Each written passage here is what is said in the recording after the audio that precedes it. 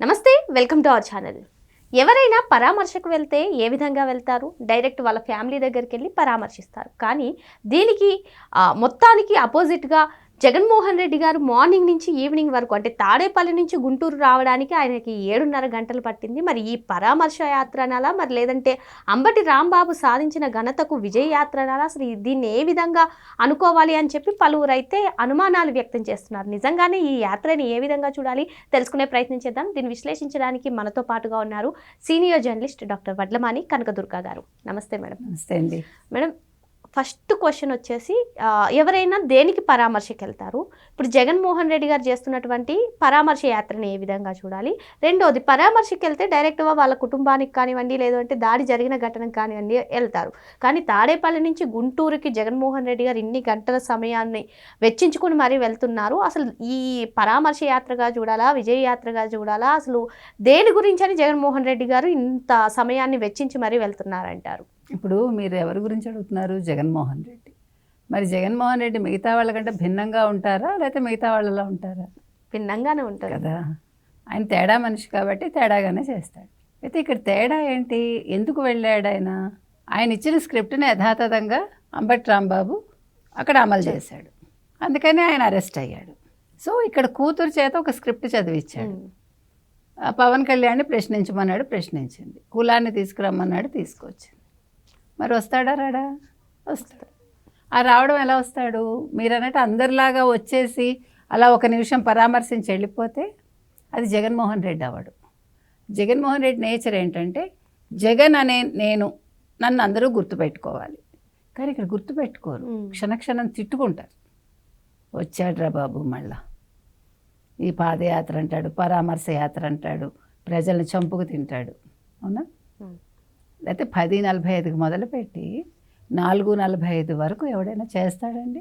విజయవాడ నుంచి గుంటూరు మీరు నడిచి వెళ్తే ఎంత టైం పడుతుంది? పోనీ ఓ 2 గంటల్లో చేరుకో. మామూలుగా 20 నిమిషాల నుంచి 30 నిమిషాలు వెహికల్ అయితే.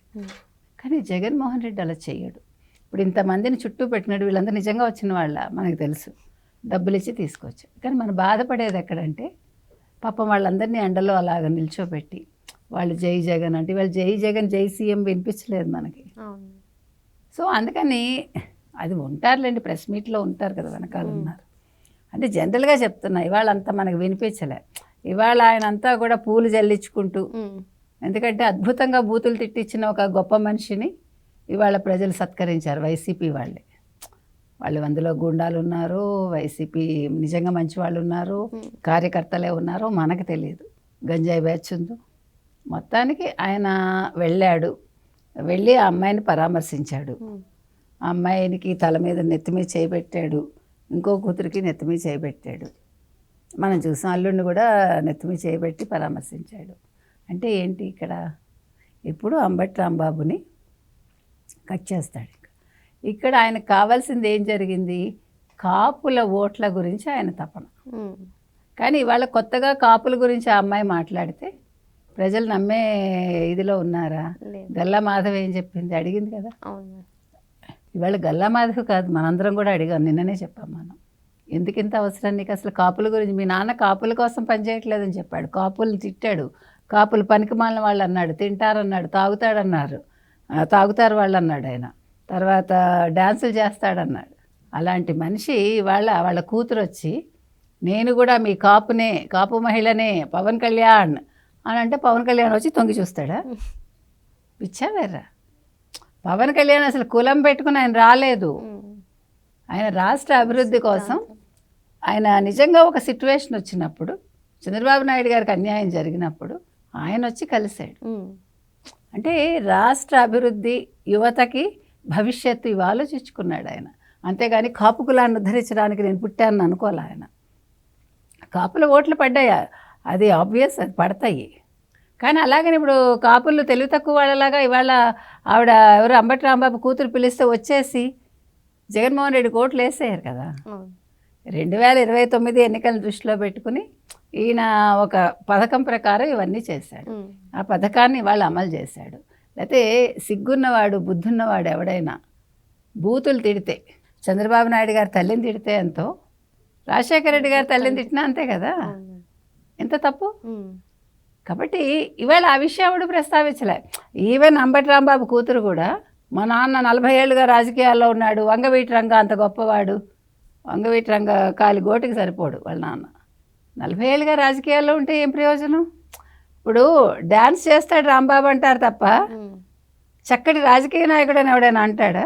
ఇప్పుడు చంద్రబాబు నాయుడు గారిని ఏమంటారు? CBN brand. ఆంధ్రప్రదేశ్ ఇవాళ అభివృద్ధి చెందుతోందన్నా, తెలంగాణలో హైదరాబాద్ అభివృద్ధి చెందిందన్నా దేనికైనా బాబు గారే కారణం అంటారు. ఒక ఐటీ మనిషి, అట్లా ఒక గుర్తింపు ఉంది ఆయనకి. ఎవరు అంబటి రాంబాబుకి ఏముంది? నేను కొన్ని చెప్పకూడదు, నాకు అనవసరం. ఆయన గురించి ఏం చెప్తారో మీకు తెలుసు, ప్రజలకి తెలుసు. అది కాదు, మనం రాజకీయం చేస్తే మీరు ప్రజలకు ఎక్కువ మేలు చేసే అక్కర్లే, కొద్దిగా మేలు చేసినా ప్రజలు గుర్తుపెట్టుకుంటారు. ఇప్పుడు ఆయన ముద్ర ఉండాలి. ఎక్కడుంది? ఇప్పుడు అంబటి కామెంట్స్ అంతా కూడా జగన్మోహన్ రెడ్డి గారు ప్రీ ప్లాన్డ్ కామెంట్స్ అంటారా? ఖచ్చితంగా స్క్రిప్ట్ అమ్మా.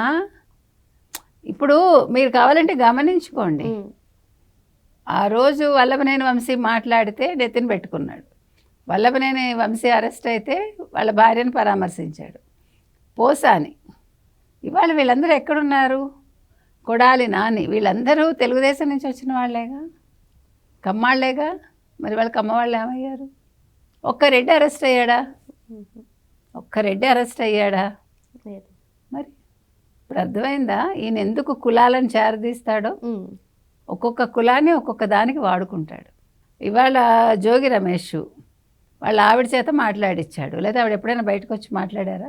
మరి జోగి రమేష్ భర్త ఆ రోజు దాడికి వెళ్ళినప్పుడు ఆవిడ ఎందుకు మాట్లాడలే? ఇప్పుడు ఎందుకు మాట్లాడుతోంది? ఇప్పుడు అసలు మీకు దేనికి భయం? దేనికి భయం? జోగి రమేష్ అరెస్ట్ అయ్యి బయటకు వచ్చాక మళ్ళీ రెచ్చగొట్టే వ్యాఖ్యలు చేశాడా లోకేష్ని? ఏం మాట్లాడాడు? మరి జోగి రమేష్ భార్య ఎందుకు మాట్లాడతారు? అది కూడా స్క్రిప్టే. అంటే అక్కడ బీసీ కులం వాళ్ళ ఓట్లు కావాలి, ఇక్కడ కాపు కులం వాళ్ళ ఓట్లు, ఎస్సీ ఓట్లు, మైనార్టీల ఓట్లు, ఇదంతా ఓటు బ్యాంకు రాజకీయం అన్నమాట. 2029 ఎన్నికలు, ఓటు బ్యాంకు, బూత్ రాజకీయం, ఇదే ఆయన ఎవరు జగన్మోహన్ రెడ్డి చేసే పని. అది స్ట్రాటజీ అనుకుంటున్నాడు. ఇలాంటి స్ట్రాటజీకి ఓట్లు రాలవు, పళ్ళు రాలుతాయి. అర్థమైందా మీకు? ఎవరికైనా సరే బూతులు మాట్లాడితే ఎవడన్నా ఊరుకో. ఇంకొకటి చూసారా, ఇంకోటి దమ్ము లేదు జగన్మోహన్ రెడ్డికి. ఎవరి చేత మాట్లాడించడం ఏంటి అంటే చేతకాని వాడు చేసే పని అది. ఇప్పుడు రాజకీయంగా మీరు ఎదుర్కోగలిగితే మీరు ఎదురెళ్ళి మీరు పోరాడతారు. చేత కాదు, ఎందుకంటే ఈయన రాజకీయ నాయకుడు కాదు.